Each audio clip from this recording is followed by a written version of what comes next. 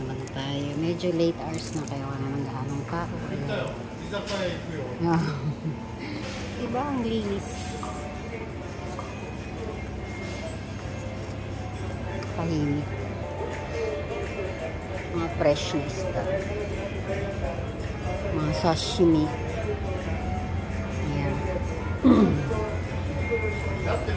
Ng natto, fermented food nila dito. Sa ano, gawa sa soybeans.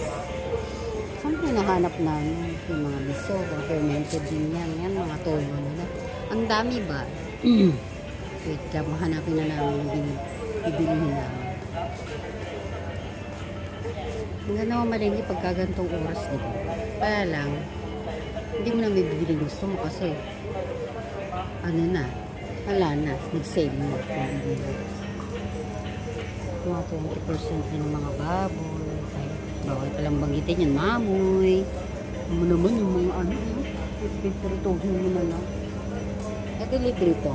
Ito ka lang kayo makikita na mga pang gisa. Ano siya? Taba ng ano, ng beef. Pag wala kang gagamiting mantika, pwede mo po. Sabi ko, hinahanap namin. Ang ganda talaga ng mga pagkaka-arrange ng mga paninda nila dito. So, ayan lang. Sige na, maghahanap na kami ng bibilihin namin. Baka magyara itong isa.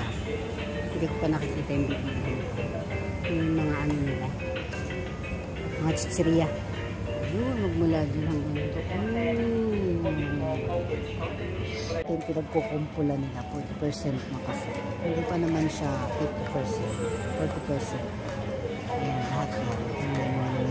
Share ko na din ito. Pagkatapos niyang mamili o mamalengke, halimbawa napagod kayo, ayan, pwede nyo upuan. At may libreng tsaka. May hot and cold. Libreng tubig. Diba? Ano, ayan siya. Halimbawa, bumili kayo ng kabento o kakanin. Pwede nyo kainin dito. Ayan.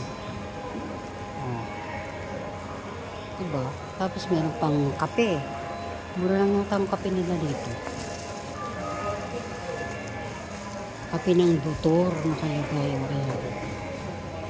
Ayan, magkano to? Hindi ko alam kung magkano. Hakin, may nakalagay na hakin.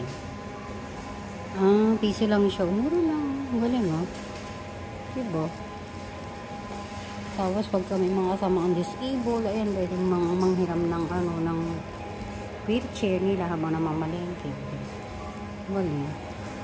In Japan. Okay. Bye.